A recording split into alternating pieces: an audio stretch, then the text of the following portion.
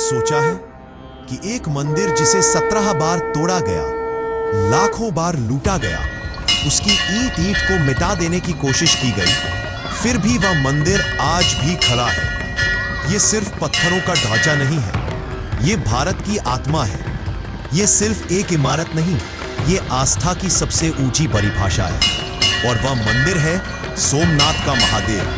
आज हम आपको लेकर चलेंगे उस यात्रा पर जहां इतिहास खून से लिखा गया, पर आस्था कभी टूटी नहीं। सोमनाथ मंदिर की वह कहानी जिसे सुनकर आपका सीना गर्व से चौड़ा हो जाएगा और आंखें श्रद्धा से नम। कहते हैं यह मंदिर खुद चंद्रदेव ने स्थापित किया था। सोमनाथ यानी चंद्र का नाथ। पौराणिक कथा के अनुसार चंद्रदेव ने तपस्या कर भगवान शिव को प्रसन्न किया और ये शिवलिंग स्थापित किया। समय बीता, राजाओं ने इसे भव्य बनाया। सोने, चांदी, हीरे मोती से जरा गया यह मंदिर सिर्फ गुजरात ही नहीं, पूरे भारत की आस्था का केंद्र बन गया। यहाँ की मान्यता थी कि सोमनाथ में दर्शन करने से सारे पाप मिट जाते हैं। यही कारण था कि लाखों श्रद्धालु, व्यापारी, साधु, संत, यहाँ तक कि विदेशी यात्री भी यहाँ आते। लेकिन इतिहास का काला अध्याय शुरू होने वाला था। सोमनाथ मंदिर की समृद्धि, उसकी चमक, उसका वैभव, लालच और क्रूरता की नजर में आ चुका था। सन 1026 ईस्वी तुर्क आक्रमणकारी महमूद गजनी ने सोमनाथ की ओर अपनी सेना बढ़ाई। क्यों? क्योंकि उसने सुना था कि यहाँ अपार धन है, सोना, चांदी, हीरे, मोती और अनगिनत खजाने। लेकिन असलियत यह थी कि उसका असली निशाना सिर्फ धन नहीं था, बल्कि भारत की आस्था थी। जब उसकी 35,000 सैनिकों की विशाल सेना सोमनाथ पहुंची, तब मंदिर के द्वार बंद थे। अंदर हजारों श्रद्धालु प्रार्थना कर रहे थे। पुजारी मंदिर की रक्षा के लिए तैयार खड़े थे। युद्ध हुआ, खून बहा, हजारों लोग बलिदान हुए और फिर गजनी ने मंदिर का दरवाजा तोड़कर अंदर प्रवेश किया। वह शिवलिंग को देखकर क्रोध से पागल हो गया। उसने कहा, यह मूर्ति मेरी ताकत के आगे कुछ नहीं। और उसने शिवलिंग को तोड़ डाला, कई टुकड़े कर दिए, सोने चांदी लूट लिया, लाखों की संपत्ति लेकर वापस चला गया। लेकिन क्या वह भगवान को तोड़ सका? नहीं, क्योंकि मंदिर का हर पत्थर, हर ध्वनि, हर पुकार महादेव की गूंज कर रहा था। गजनी ने सोचा कि उसने सोमनाथ को हमेशा के लिए मिटा दिया। लेकिन कुछ ही सालों बाद गुजरात और राजस्थान के राजपूत राजाओं ने फिर से सोमनाथ मंदिर का पुनर्निर्माण किया। वह शिवलिंग जिसे तोड़ा गया था फिर से स्थापित किया गया। घंटियां फिर से बजी, आरती फिर से गाई गई, श्रद्धालु फिर से उमड़े। यानी गजनी हार गया, उसकी तलवारें हार गई, लेकिन भारत की आस्था जीत गई। समय बीता, सोमनाथ फिर से भव्य बना। लेकिन जैसे ही दिल्ली सल्तनत का विस्तार हुआ, मुस्लिम शासकों की नजर फिर से सोमनाथ पर पड़ी। अलाउद्दीन खिलजी के शासनकाल में भी सोमनाथ पर हमला हुआ। मंदिर को अपमानित किया गया, उसकी संपत्ति लूटी गई। पर हर बार मंदिर फिर से उठ खड़ा हुआ। यहां तक कि स्थानीय लोगों ने अपने प्राणों की आहुति देकर मंदिर की रक्षा की। इतिहास गवाह है कि सोमनाथ मंदिर पर छोटे बड़े मिलाकर 17 बार हमला हुआ।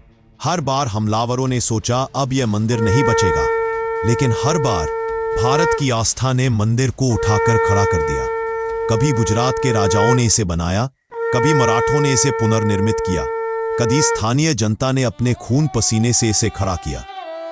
कल्पना कीजिए, सैकड़ों सैनिक मंदिर को घेर रहे हैं। अंदर पुजारी हाथ जोड़कर आरती गा रहे हैं। बाहर युद्ध हो रहा है, लोग अपनी जान देकर मंदिर की रक्षा कर रहे हैं। और फिर जब मंदिर ढहता है, तब भी आवाज आती है, हर हर महादेव। ये वही आवाज है जिसने भारत को जिंदा रखा। ये वही आवाज है जिसने सोमनाथ को अमर कर दिया। महमूद गजनी के बाद सोमनाथ मंदिर शांत नहीं हुआ। हर बार जब ये मंदिर खड़ा होता, आक्रमणकारियों को लगता यहाँ की जनता की रीढ़ तोड़ दो, उनकी आस्था मिटा दो। लेकिन क्या आस्था कभी मिटाई जा सकती है? नहीं। दिल्ली सल्तनत का समय आया। कुतुबुद्दीन ऐबक और उसके बाद के सुल्तानों की नजरें गुजरात की संपत्ति पर थी। सोमनाथ उस समय भी लाखों श्रद्धालुओं का तीर्थ स्थल था और यही वजह थी कि यह मंदिर बार बार निशाने पर आया। अलाउद्दीन खिलजी, जिसे दिल्ली की सत्ता के लिए निर्दयी शासक माना जाता है, उसने भी सोमनाथ पर नजर डाली। उसकी सेना ने मंदिर को तोड़ा, लूटा और आस्था का अपमान किया। लेकिन सोचिए, जब मंदिर का गुंबद ढह रहा था, तब भी पुजारी अंतिम आरती गा रहे थे। घंटियों की गूंज तलवारों की आवाज में भी सुनाई दे रही थी और हजारों लोग इस विश्वास में खड़े थे कि भले ही पत्थर टूट जाएं, लेकिन महादेव कभी नहीं टूट सकते। समय आगे बढ़ा।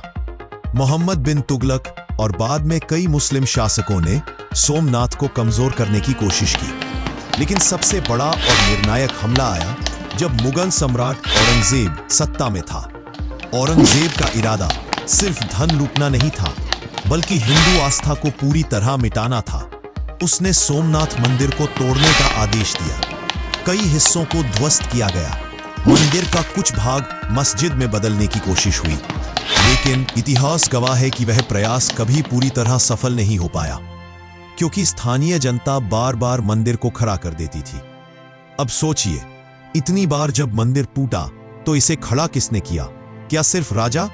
नहीं, गुजरात और राजस्थान की साधारण जनता, किसान, व्यापारी, महिलाएं, साधु संत, सबने अपने प्राणों की बाजी लगाई। कहा जाता है कि कई बार जब पुरुष युद्ध में मर गए, तब महिलाओं ने अपने आभूषण दान कर मंदिर की नींव रखवाई। साधु संतों ने अपनी तपस्या और परिश्रम से पत्थर जोड़कर मंदिर उठाया।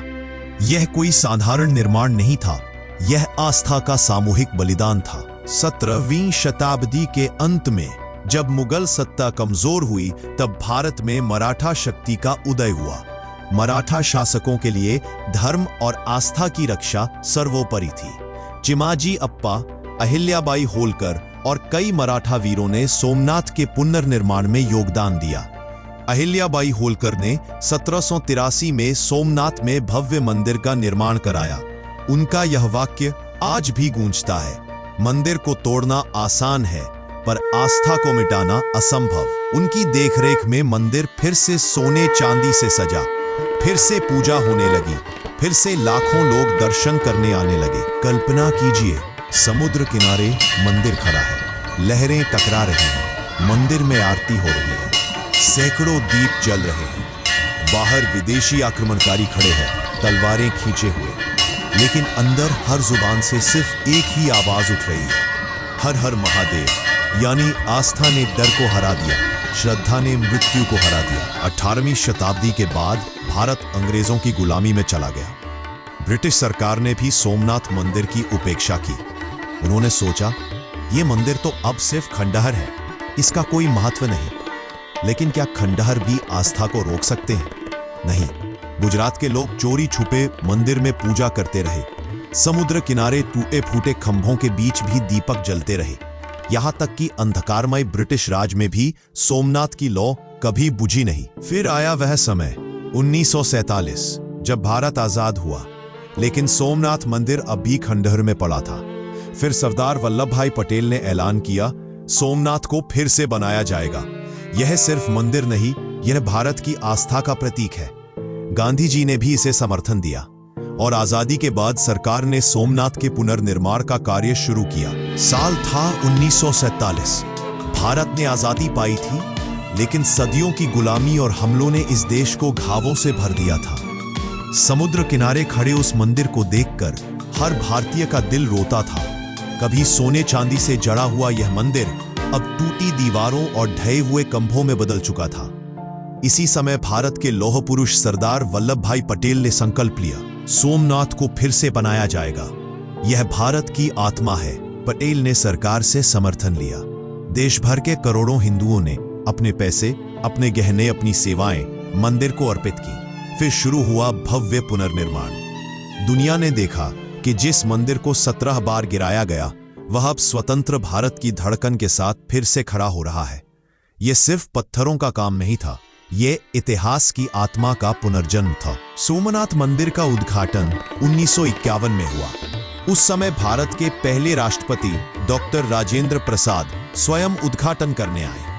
उन्होंने कहा, सोमनाथ केवल एक मंदिर नहीं है, यह इस देश की आस्था का ऐसा प्रतीक है जिसे मिटाने की कोशिश बार बार हुई, लेकिन यह हर बार पुनर्जीवित होकर और अधिक महान रूप में खड़ा हुआ। उनकी आंखों से आंसू थे, क्योंकि वे जानते थे कि यह सिर्फ ईश्वर का घर नहीं, बल्कि भारत की अमर आत्मा है। कहते हैं कि सोमनाथ मंदिर का शिवलिंग समुद्र से कभी डूबा नहीं। जब भी आक्रमणकारी आते तो समुद्र की लहरें ऊंची हो जाती, जैसे समुद्र स्वयं मंदिर की रक्षा कर रहा हो। कई बार जब मंदिर को पूरी तरह मिटाने की कोशिश हुई तो अगले ही दिन समुद्र किनारे से पत्थर उभरते और शिवलिंग फिर से दिखाई देता। यह दृश्य देखकर स्थानीय लोग कहते, सोमनाथ को मिटाना असंभव है, क्योंकि यह मंदिर स्वयं महादेव का है। अब सोचिए, इतिहास के पन्नों में ऐसा कौन सा मंदिर है जिसे 17 बार तोड़ा गया हो? गजनी ने तोड़ा, खिलजी ने तोड़ा, तुगलक ने तोड़ा, औरंगजेब ने तोड़ा। छोटे बड़े आक्रमणकारियों ने इसे बार बार मिटाने की कोशिश की, लेकिन हर बार मंदिर फिर से बना, हर बार महादेव फिर से प्रकट हुए। हर बार भारत की आत्मा ने यह संदेश दिया कि तलवारें टूट जाएंगी लेकिन आस्था नहीं टूटेगी। इतिहास हमें एक बात सिखाता है, ताकतवर सेनाएं आती जाती रहती है। महमूद गजनी, खिलजी, तुगलक, औरंगजेब सब आज सिर्फ नाम है, लेकिन सोमनाथ मंदिर आज भी खड़ा है। सोचिए, 17 बार आक्रमण हुआ लेकिन हर बार मंदिर फिर से जन्मा। यह चमत्कार नहीं तो और क्या है? यह हमें बताता है कि जब आस्था सच्ची हो तो पूरी दुनिया की ताकत भी उसे नहीं हरा सकती।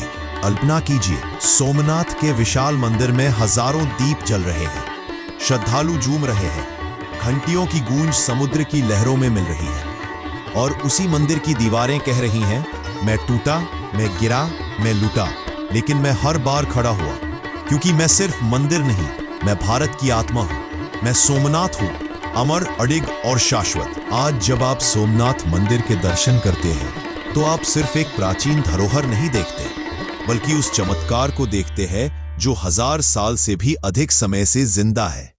यह मंदिर आज आधुनिक स्वरूप में समुद्र किनारे सूर्य की किरणों से नहाया हुआ आपको यही संदेश देता है, आस्था को कोई नहीं तोड़ सकता, आस्था ही असली शक्ति है। दोस्तों, अगर आपको सोमनाथ मंदिर की यह अमर गाथा पसंद आई हो तो इस वीडियो को ज्यादा से ज्यादा शेयर कीजिए, क्योंकि यह सिर्फ कहानी नहीं, यह हर भारतीय के गर्व की धरोहर है। लाइक करें, कमेंट में हर हर महादेव लिखें और चैनल को सब्सक्राइब करना ना भूलें, ताकि ऐसी ही कहानियां हम आपके लिए लाते रहें। सोमनाथ मंदिर आज भी खड़ा है, 17 बार तोड़ा गया लेकिन हर बार पुनः जन्मा। यह सिर्फ मंदिर की कहानी नहीं है, यह उस भारत की कहानी है जिसकी आत्मा को कोई नहीं तोड़ सकता। और जब भी आप सोमनाथ के दर्शन करेंगे तो याद रखिए, आप सिर्फ एक मंदिर नहीं देख रहे, आप देख रहे हैं आस्था की वह शक्ति जो कभी हारती नहीं। सोमनाथ मंदिर हमें यह सिखाता है कि चाहे कितनी भी बार अंधकार आए, प्रकाश कभी बुझता नहीं। चाहे कितनी भी बार तलवारें उठें, सत्य और आस्था कभी हारते नहीं। और इसीलिए सोमनाथ सिर्फ गुजरात का नहीं, बल्कि पूरे भारत का गौरव है। हर हर महादेव।